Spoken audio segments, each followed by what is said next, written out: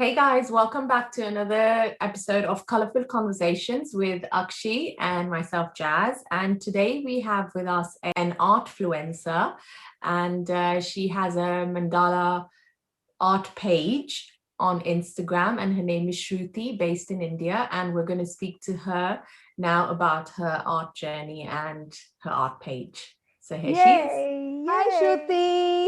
Guys, thanks for having me. Welcome to our show. Hi, Sruthi. Hi there. It's so lovely to meet you here, and we are going to start off by asking you to introduce yourself to our viewers. All right. Hey guys, I'm Shruti. I'm the founder of Zen Art Features. I'm also the founder of 51 Workshops. Quick introduction. I love mandalas. My page is primarily mandalas, but professionally, I'm in accounting and finance. So yes, I think that's about the introduction. So we're going to start off with our questions as we do with everyone. And the first question for you is, how did you go about turning your art account into an art promoting page? Basically, Zen Art started on a bored weekday after I came home because I thought I should give a platform to artists, an unbiased platform to artists where it doesn't really matter if you're a large artist, if you're a small artist. By large and small, of course, I mean the followers count. But what just matters is your quality of art. And I've always loved mandalas. I've always sort of liked symmetry. So that's how it started. And I think I started around 2.5 years ago. And here we are today. If there's anybody from Zen Art watching, most of the kudos to this account goes to my mom, because if she hadn't gone on to me that day, I don't think I'd have gotten that idea at all. So thanks, mom. Yes. Yeah, sometimes it takes a push from the people close to you, because they are the ones who are watching you constantly, and they know what you are capable of doing. So hats off to your mom. Yeah. So my next question is, what do you look for in an art piece before you decide you want to repost it? All right. So it's very interesting, and it's sort of, I might deviate a little from the topic a little. So I actually got another question. Someone else asked me when they said, why do you follow so few people? And the reason I do that is because how Instagram works, right? It basically shows people you follow first, and you have to actively go to the explore page to find more people. And I've never really wanted that. So by keeping my follower count very minimal, I get to discover new artists all over, because there's not too much on my home feed itself. So it sort of forces me to go to the explore feed and sort of find more artists. One of the things I really look for any mandala or a zentangle or anything is symmetry. And I always tell them mandalas is like real estate. In real estate, everybody goes location, location, location. Mandala is all about symmetry, symmetry, symmetry. So it's of course symmetry, but it also depends on how you capture the picture. Because one thing that I find is a lot of very talented artists out there, they just don't yet know how to capture the picture. So it's the beauty sort of goes away. So what I've done a number of times is I sort of reach out to them and I say, hey, your artwork is fabulous, but I think the picture can be improved. So if you can recapture it and repost it, just let me know and I will, reshare it. But yes, to answer your question, one of the key things I look for is, say it with me, you guys, symmetry, symmetry, symmetry. But it's actually very sweet of you to actually go and reach out to an artist. I don't think so any sharing page or someone would really do that, to tell them ki if you are able to capture in a particular way, I mean, in a way you're enhancing and motivating them to do a better job for themselves. Thank you. No, but I truly believe that, especially like I said, I've sort of grown up, of course, I've grown up with my mom. I mean, come on, but I've sort of been around her sort of frustration. So I kind of get the frustration of any artist. You might be full-time, you might be part-time, you might just be a hobby artist. I understand. And I think it's very sad that just because you don't know, I mean, you're not a photographer, right? It's okay. Correct. Just because you don't know how to capture an art piece does not mean that the beauty should sort of go away. So sometimes the lighting is off, the angle is off, sometimes the background is off. I mean, they tend to overcomplicate backgrounds. You don't need mandala as such itself is a busy art piece. So it makes sense to capture a picture of a mandala on a plain background. It can be contrasting colors, that's fine. But don't keep a mandala on, say, a table where you have a, what do you call those, runners with flower print. Then it's not going to pop, right? Everything matters on how your picture pops. Because one thing I keep telling everybody is that people spend 2 seconds on every picture on Instagram because we flip so quickly. And if you really want to get reach, try and figure out how you can stand out in 2 seconds. True. Like you mean like the composition of the picture, right? Oh yeah. You do. Everything just has to like, I understand that it's sometimes it can be overwhelming, but it just has to tick the right boxes and you just, Okay, my next question to you, Shruti, is what advice would you give or tips would you give a mandala art beginner? So, of course, I think one mantra that we all know, do you guys want to say it with me again? Is symmetry. No, of course. I mean, do keep symmetry in mind. But the other thing that I again keep telling a lot of people who sort of say I'm not getting it is you just got to practice. Because the beauty, it's very interesting. When you look at, say, a watercolor artist, there are some people who are just talented. And they don't really need too much of practice. And when I say talented, I mean your 10-year-olds and your 14-year-olds who come up with these brilliant things. They haven't really had formal training or anything. The thing I love with mandala is anybody can do it. A non-artist can do it, an artist can do it, a professional can do it, an engineer can do it, a mathematician can do it. Anybody can do it. You just need a compass. That's what I love with this art form. You just need a compass. And if you have a compass, you can dish out a mandala. And to get the symmetry right with your eye, where you are not really like sitting and measuring like every single thing, it's just practice. It's nothing but that. The first time you do it, and one thing which I definitely recommend, take pictures. Don't post it. You don't have to immediately start posting it on Instagram, Facebook, nothing. Take pictures. Month 1, you draw a mandala, take a picture. Month 2, you draw a mandala, take a picture. You compare it, you yourself will see the difference. Progress, It's incredible when you see the difference yourself. You're like, wow, I'm actually pretty good. The pens you use as well, that makes a difference, because you can't use gel pens that bleed.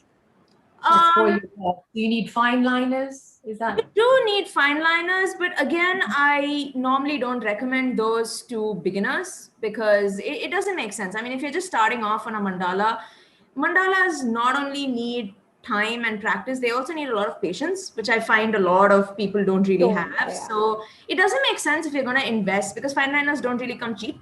So don't bother investing in a fine liner or stuff like that if you're just gonna lose interest. And it's okay if you lose interest. It may not be for anybody. It's okay if you lose interest, but if you're gonna lose interest in like a day, don't invest. Maybe just draw it with a pencil. It's fine. Just practice with the pencil. Do a couple of things with a pencil that has a nice fine tip.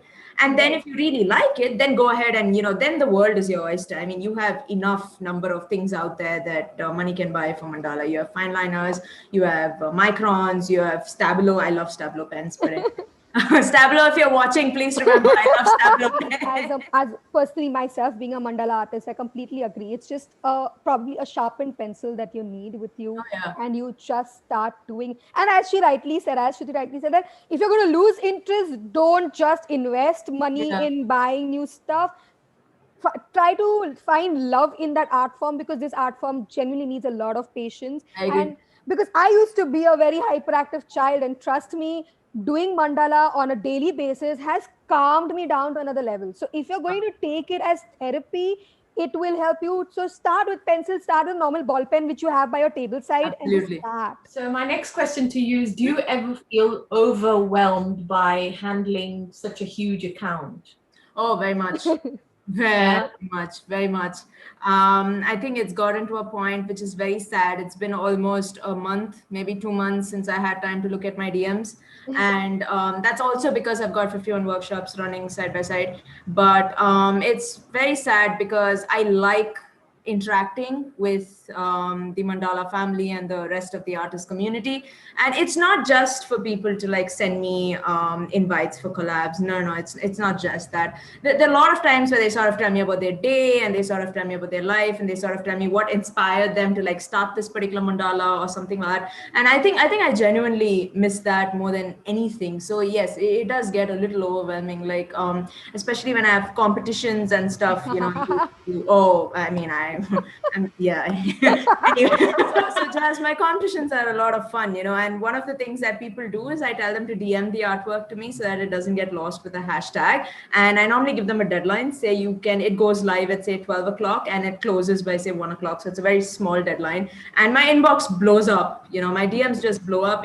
That is when it really gets overwhelming because I kind of tend to always forget to turn off notifications. So I'll be like in the middle of something and my phone will suddenly go ping, ping, ping, ping, ping, ping, ping, ping, ping, and I'm like, whoa, okay. Can everybody please calm down? I can imagine. It's sometimes just when doing a collab with an artist like Akshita, we're doing the spring giveaway. Mm-hmm. It's overwhelming just for that one post because you get so many reshares and reposts and comments, and that's overwhelming for me. So I can imagine for you. Oh my God. So my last question to you now is, what's next on your to-do list regarding this page? So currently what is very interesting is we are currently in the midst of something called 51 workshops. And that is something that I've started with my page. And it sort of acts as a festival where you buy a ticket, you buy a single ticket. And yes, Akshita is part of our 51 workshops. Thank you so much. She's one of our artists. We have, so it sort of is built on the premise of that, where you buy one ticket for like $100. It's a flat payment and you get access to like 51 live art workshops and their recordings and giveaways and stuff like that. So we will start planning 51 workshop season 3 very soon. And I see the excitement. I'm so happy. You were there for the first season. I'm a part of both your seasons. I know. So for season 3, I'm gonna put feelers out to see how the public reacts, but I want to sort of start moving away from art a little, where we also bring in other art forms, because I don't understand why art forms are only to do with painting and drawing. So I also want to bring in things like pottery, dancing, singing, acting, anything that is non-academical should ideally be considered an art form, right? So we'll see. I think it's very interesting. I have a very good friend. She's very excited about me going into cooking as an art form. Yeah, I don't know how that's gonna go. We'll have to take a call on that. Well, that is art as well. Not many people can cook, so yeah. But eventually, even after you've cooked, the plating part of it's an art. Oh yeah, you're right. That's actually it's a color, as we put it. It's color. Very true. See, you get ideas everywhere. That's very true. We can actually have an art form on how to a workshop on maybe how to display stuff. It's a big thing, Shruti. It is a big thing as to how do you plate. Plating has become a big thing. Yeah. To answer your question, that is sort of how the page is going. My page will of course continue to be a featuring page to a large extent, but this is the major way in which it's going. Apart from this, of course, I also take workshops, my own workshops, which are not related to drawing, painting, stuff like that. It's more focused on Instagram growth. And not just that. So because I have a business background, I think one of the reasons why my Instagram growth workshops are a success is I not only teach you, it's a very small portion where I teach you Instagram algorithm, because I think everybody can figure that out, if you're just on Instagram for a little bit of time. But Jas, you should take a workshop. No, Jas, you actually can. It just takes like a little bit of brainstorming. You don't need too much of insight or anything. I've actually, Akshita would know, I've actually given up because I started doing reels and my reels flopped so badly. And I said to myself 2 weeks ago, Akshita, I said, I'm not posting another reel because I don't understand what I'm doing wrong. Right. And even my posts, they hardly get, I'll see that they've gone on explore, but they don't get any engagement from my followers. And I think, why are my followers not seeing my posts? I personally do not think that it requires that much of insight. I genuinely think that you just have to take a step back and you have to maybe put down a couple of strategies. Don't just stick to the same strategy, put down 2 or 3 strategies. Like you said, reels didn't work for you. That's fine. Scrap reels. It's not the only thing that Instagram is about, right? See if they say that now Instagram is moving to a video platform rather than a post platform. So you need to post the reels. But then if reels are not working for you, why do it? If it's getting low engagement, why are they contradicting to what they're saying? No. He's confused. It's very interesting though. So Instagram introduced Reels because TikTok was scrapped in India, and it's very interesting. The way Instagram deals with it. If you notice, the same account cannot go viral with a Reel. So what I'm trying to say is, like, if you post a Reel today and you go viral, you will notice that no matter what Reel you post after that, the algorithm is not gonna let one account keep building, because if one account keeps building, the other accounts lose motivation, and then you don't want to be a creator anymore, right? So it's just common business sense, right? He's gonna let you ride the wave for a certain time, and then your account is dropped no matter what you do until another account rides the wave for a certain time. So you gotta go the full resolution for your account to come back to ride the wave. That being said, there are some extremely ingenious ideas where people sort of think of niche markets where you stick to the wave, and there's no revolution for them because there's nobody else in the niche. Correct. You see what I mean? So if it's just going to be a handful of you doing a particular thing, then it's just going to be the handful of you getting more and more views. Now, in the artist community, there are a lot of people more or less doing the same kind of reels, right? So unless we really can think of something extremely different, it's just not going to work, because you will ride the wave for a certain amount of time and then it's going to stop. You might not necessarily fall, but you're not going to go any higher.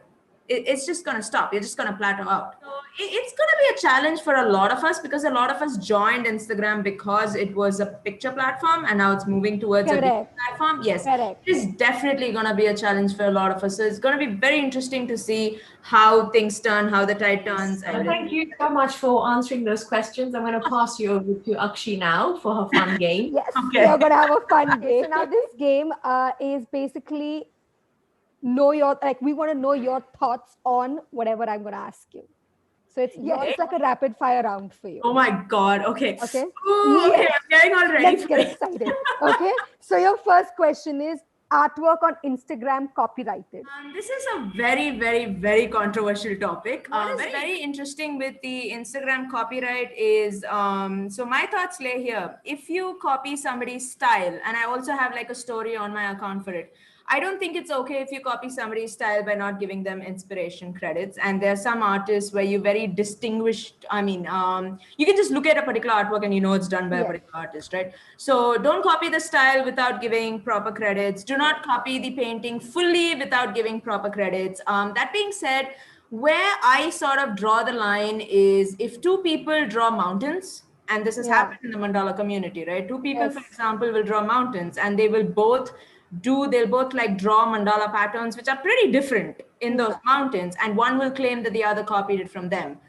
I wholeheartedly disagree. I know a couple of you will be like up in arms saying, why is she disagreeing? But let's think about it, guys. Anybody can think of mountains, and anybody can draw mandala patterns in mountains. That being said, if your mandala patterns are the same, then it comes under a copyright thing, because I get that it could be possible that you guys just happen to think of the same mandala patterns, coincidences happen. But, then the lawyer should correct me if I'm wrong. But then I'm sure coincidences happen anywhere in life. Right? And I can't just go out there and say, hey, Cadbury's, I thought of a chocolate and now I'm going to call it Cadbury's too. Oh, coincidence. So my point is, when I see all this rant, is that the idea of copyright is, firstly, legally you need to be registered. I agree. You don't call it you copyrighted, or I have a copyright on that artwork. It is, you have to give me credits for being inspired by my artwork. Exactly. It's just that simple. That's when I get irritated with artists, that it's not difficult to say, give me credits for inspiration. Oh, you copied mine, I have a copyright on my artwork. No, that is wrong. That is just wrong. Yeah, but I think it's something like just a jargon that the artist community uses. And the other thing is, a lot of people sort of put the TM on their bio. That has to be going. Yeah, you're supposed to apply for it, guys. You don't just get trademark registration. Okay, so next question is your thoughts on countless DMs to repost and promote their artwork. Okay, I am actually for this. Again, I'll get a lot of backlash in the community because it's been a month and a half since I read my own DMs. But anyway, no, I'm actually for this, and I think that it can get very annoying, but it's also a great way to get discovered because otherwise your art does get lost. Yeah. That being said, one thing that I have to stress is please be respectful when you're DMing somebody. Just a way to say, hey, listen, here's my artwork. If you like it, would you like to post it? Because it might get lost on the explore feed or something like that. So definitely do DM people asking them to post your artwork for sure. One thing is don't just DM. Don't just send me your artwork with nothing. I don't know why you've sent it. Do you want feedback? Is that some X contest entry or what is it? I mean, so please, if you're DMing it to anybody, please DM it and what do you call that? Like specifically, like say this is why I'm sending it to you, and be polite. Just be nice, guys. I mean, That's I think that's the major thing. Be nice. Just I mean, firstly, you're asking someone to do a favor for you. It's not like you can demand. Exactly. Yeah. I mean, just be nice. A lot of things get done if you're just nice. Yeah. Please goes a long way. Please. Oh, of course. Okay, so next question for your thoughts on ghost followers. Okay. I am not a big this is my number of followers person at all. So I don't know. When you say ghost followers, I'm guessing you don't mean bots, but what you mean is people who follow to unfollow, right? Correct. Yes. Yeah. So this is a very unhealthy way of dealing with it. But I have a friend. She's a very good friend of mine. She's a singer. And what she does, or what she used to do when she was growing, is a lot of people used to DM her and say follow for follow. Yeah. And the minute she follows, they'll unfollow. So she will go ahead, she will unfollow and block. Trust me, I used to do that too. I used to do that too. I'm guessing it's not that unhealthy after all. So if anybody out there wants to do this follow for follow and then unfollow, guys, whoever's doing it, they're probably doing it because they think you won't know who unfollowed them. Guys, Instagram doesn't show it to you, but you have enough apps that track it and tell you who your unfollowers are. So please don't do that, because again, you're starting relationships with this person.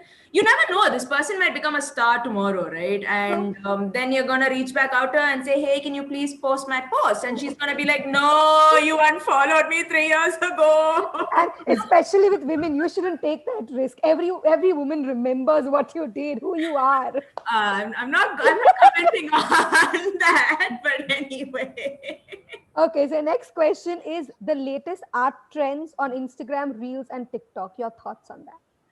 I really like some of them. I must say, I especially love some of them where they show you the difference, like the improvement of how you used to be versus how you are now. There's another trend where they sort of like tap against the glass, right? Like they go like this, and then No. I enjoy the reels actually. In all fairness, in all honesty, though. I'm upset that Instagram is moving towards a video platform, and like Jas said, it's sort of losing its earlier importance that it had, importance and pull that it had for all of us, because back then it was very clear, it was like Twitter is if you're very smart, or and you Correct, can and a TikTok was if you could make stuff like reels, and Instagram were if you could post pictures, and now everything seems to be mushed together. So but I still enjoy watching reels. I think it's great. I think some of them are really, really cool, and they're absolutely ingenious. Like I just posted a reel on my account about how somebody transformed a mask into a bunch of roses or flowers. Or yes, I saw that. Yes, that was amazing. That was really good. So something like that you cannot really capture in a photo. I get it, and kudos to everybody who's making the reels work. But Your last question on your thoughts on is knowledge sharing by artists.